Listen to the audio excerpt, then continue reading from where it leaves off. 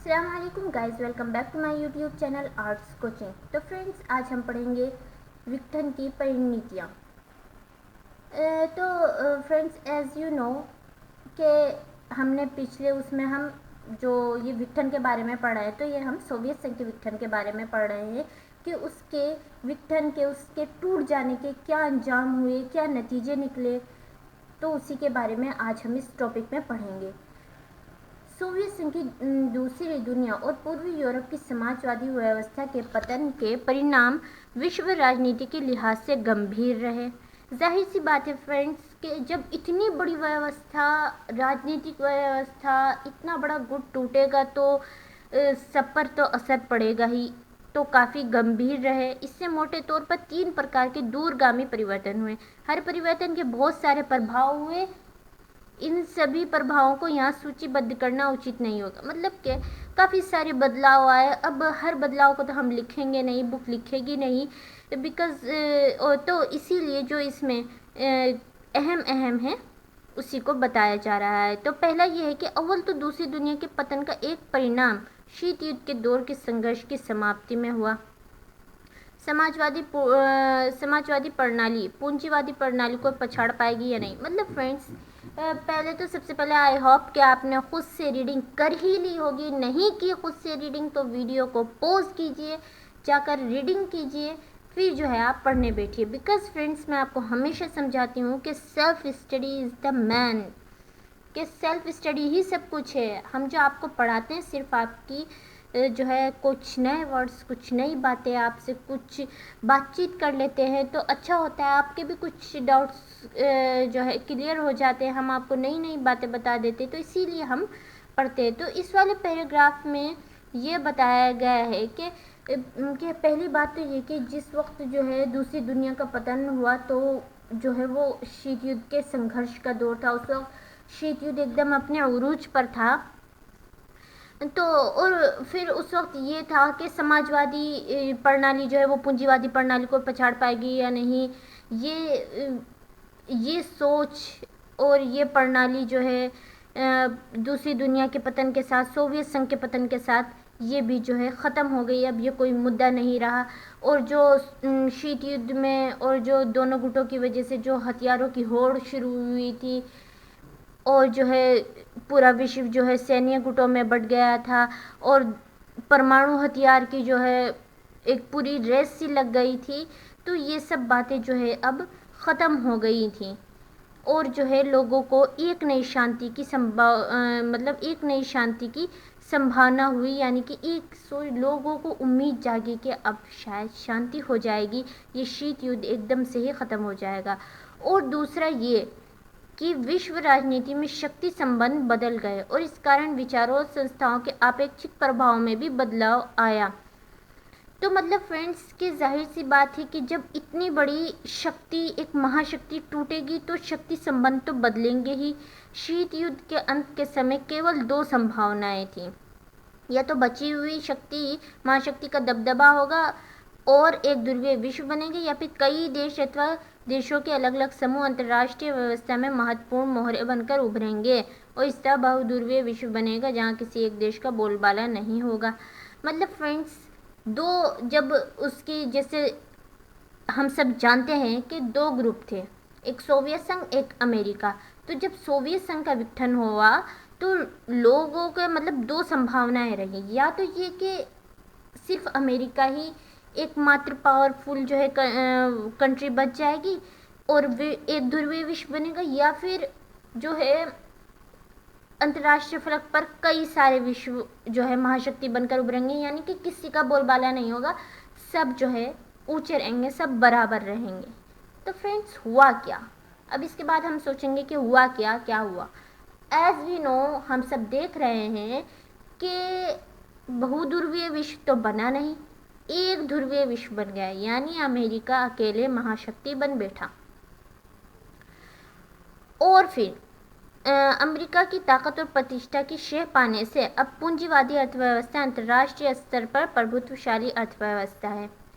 तो फ्रेंड्स, जाहिर सी बात है, जैसा कि हम सब जानते हैं कि अमेरिका में कौन सी व्यवस्था चलती थी? यस, पूंजीवादी व्यवस्था चलती थी अमेरिका में। पूंजीवादी व्यवस्था चलती थी। तो जाहिर सी बात है, जब अमेरिका पावरफुल बनेगा तो जो उसकी व्यवस्था है वो भी पावरफुल बनेगी। तो इस तरह जो है पूंजीवादी व्यवस्था अंतर्राष्ट्रीय स्तर पर प्रभुत्वशाली अर्थव्यवस्था हो गई। अब आगे देखते हैं क्या लिखा हुआ है। विश्व बैंक और अंतर्राष्ट्रीय मुद्रा कोष जैसी संस्थाएं विभिन्न देशों की ताकतवर सलाह बन गई, क्योंकि इन देशों को पूंजीवादी की ओर कदम बढ़ाने के लिए इन संस्थाओं ने कर्ज दिया है। तो फ्रेंड्स, क्या पढ़ा हमने कि विश्व बैंक और अंतर्राष्ट्रीय मुद्रा कोष जैसी संस्थाएं, यानी ये जो दो संस्थाएं विश्व बैंक, इन्होंने जो है ये जो है विभिन्न देशों की सलाहकार बन गई, यानी वो उसको मशवरे देने लगी विभिन्न देशों को कि आप ऐसा करो, ऐसा नहीं ऐसा करो, ऐसा नहीं ऐसा करो। इसलिए क्योंकि जो है इन्होंने जो है उन देशों को समाजवादी से पूंजीवादी की ओर बढ़ने के लिए कर्ज दिया था।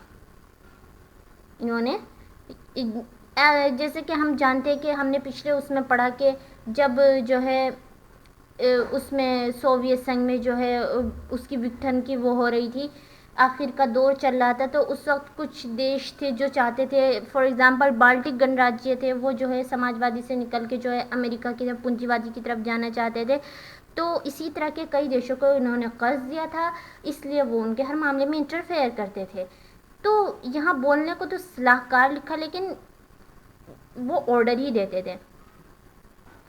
तो फ्रेंड्स, यहाँ हमने जो है वैसे हमने एक नया वर्ड, एक नई बल्कि दो नई व्यवस्था के बारे में पढ़ा, जिनमें से मेन जो है हमारे सामने विश्व बैंक, वर्ल्ड बैंक। हमने बहुत बार सुना है, हम ऐसे भी सुनते हैं कि इंडिया का वर्ल्ड बैंक पर बहुत कर्जा है, फला देश का इतना कर्जा है, इतना कर्जा है। तो अब हम जानेंगे कि ये विश्व बैंक है क्या, ये करता क्या है, इसका उद्देश्य क्या है, इसकी स्थापना कब हुई। तो इन सब को जानने के लिए मैंने आपके लिए कुछ पॉइंट्स लिख कर दिए हैं, जिनको आप जो है लिख भी लीजिए और याद भी कर लीजिए। ओके, तो हम पहले इन पॉइंट्स की तरफ देखते हैं, फिर आगे पढ़ेंगे जो थोड़ा सा रह गया।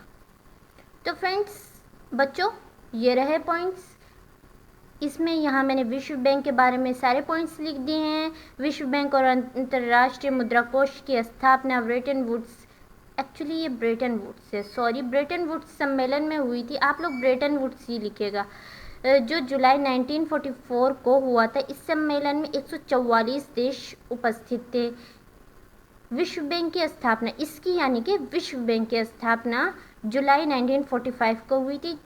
इसका मुख्यालय अमेरिका के वाशिंगटन डीसी में है। तो फ्रेंड्स, आपको वो मतलब कनेक्शन समझ में आया कि क्यों जो है अमेरिका के जो है पूंजीवादी व्यवस्था वाले देश या ये विश्व बैंक जो है उनको वो देते थे, क्या नाम, कुछ देशों को सलाहकार का काम करते थे कुछ देशों के लिए, बिकॉज ये अमेरिका के मतलब इसका मुख्यालय अमेरिका में है। एक तरह से ये अमेरिका की मतलब अमेरिका की ही संस्था है। तो इसलिए जो है ये लोग जो है विश्व बैंक के वाले जो है इन्होंने कर्ज दिया था, तो उसमें उनको सजेस्ट करते थे कि आप ऐसा कीजिए वैसा कीजिए। तो आगे है कि इसका कार्यकाल 1946 से शुरू हुआ, यानी कि इसने जो काम करना शुरू किया वो 1940। इसके सदस्य देश 189 हैं।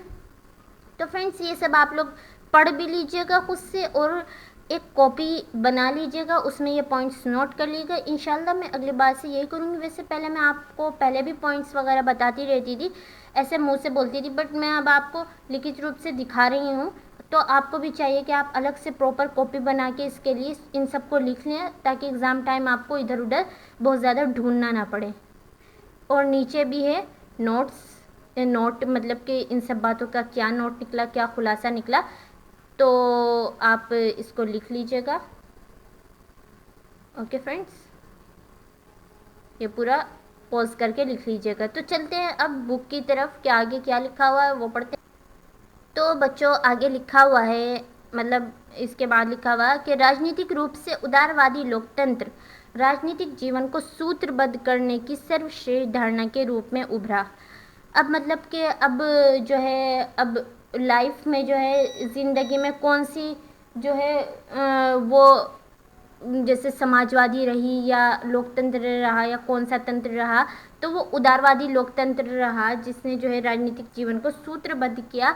और आपको बता दूं, उदारवादी लोकतंत्र कहते हैं उस राजनीतिक व्यवस्था को जिसमें किसी भी व्यक्ति को पूर्णतः स्वतंत्रता हासिल होती है, यानी उसको हर किस्म की अपने फ़ायदे के लिए सब कुछ बोलने की इजाज़त होती है, अपने हक में आवाज़ उठाने की भी इजाज़त होती है, तो उसी को उदारवादी लोकतंत्र कहते हैं। और उदारवादी लोकतंत्र राजनीतिक जीवन को सूत्रबद्ध करने की सर्वश्रेष्ठ धारणा के रूप में उभरा। तो फ्रेंड्स, इस पॉइंट को भी याद रखिएगा, पूछा जा सकता है। और तीसरी बात यह कि सोवियत खेमे के अंत का एक अर्थ था नए देशों का उदय। जाहिर सी बात है, जो देश जो है सोवियत संघ के साथ है, अब वो सब अलग अलग हो गए, तो नए देशों का उदय होगा। इन सभी देशों की स्वतंत्र पहचान और पसंदें, बेशक इनमें से कुछ देश खासकर बाल्टिक और पूर्वी यूरोप के देश पूर्व यूरोपीय संघ से जुड़ना और उत्तर अटलांटिक संधि संगठन नाटो का हिस्सा बनना चाहते थे। तो फ्रेंड्स, जैसा कि मैंने ऊपर आपको एग्जाम्पल में समझाया कि कुछ देश जो है वो करना चाहते थे, कुछ देश जो है बाल्टिक गणराज्य वगैरह और ये यूरोपीय संघ के साथ यूरोपीय संघ के देश जो है नाटो के साथ जुड़ना चाहते थे। मतलब सबकी अपनी अपनी पसंद थी, कुछ इनके साथ रहना चाहते थे। मध्य एशियाई देश अपने विशिष्ट भौगोलिक स्थिति का फ़ायदा उठाना चाहते थे। मतलब फ्रेंड्स, यहाँ आप सोचेंगे कि ये क्या बात हो गई। ये बात ये हो गई कि जो हमने पढ़ा था कि जो देश अलग अलग हुए थे, कि हम उसमें था कि हम आगे इनके बारे में पढ़ेंगे, अब ये कैसी कहाँ हैं, कैसी हैं, कैसे हैं। तो वही के कुछ यूरोपीय संघ के और बाल्टिक देश जो है वो नाटो के साथ चले गए, और जो मध्य एशियाई देश थे उन्होंने अपनी विशिष्ट भौगोलिक स्थिति का फ़ायदा उठाना चाहा। यानी कि उन्होंने जो है क्या किया कि रूस के साथ भी अपने रिश्तों को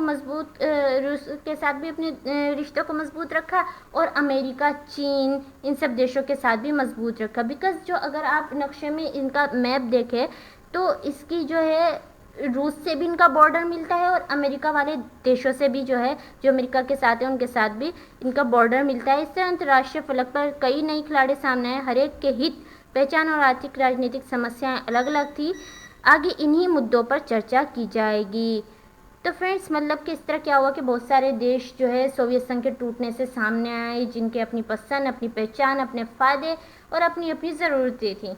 तो फ्रेंड्स, आज के लिए इतना ही। और फ्रेंड्स, अगर आपको ये वीडियो फ़ायदेमंद लगी हो या आपको पसंद आई है, तो आप इस वीडियो को लाइक ज़रूर कीजिए, और आपके साथ जो आपके फ्रेंड्स जिन्होंने आर्ट्स रखा है उनके साथ शेयर ज़रूर कीजिए, और मेरे चैनल को प्लीज़ सब्सक्राइब कीजिए। मिलते हैं अगली वीडियो में, तब तक के लिए अस्सलाम वालेकुम।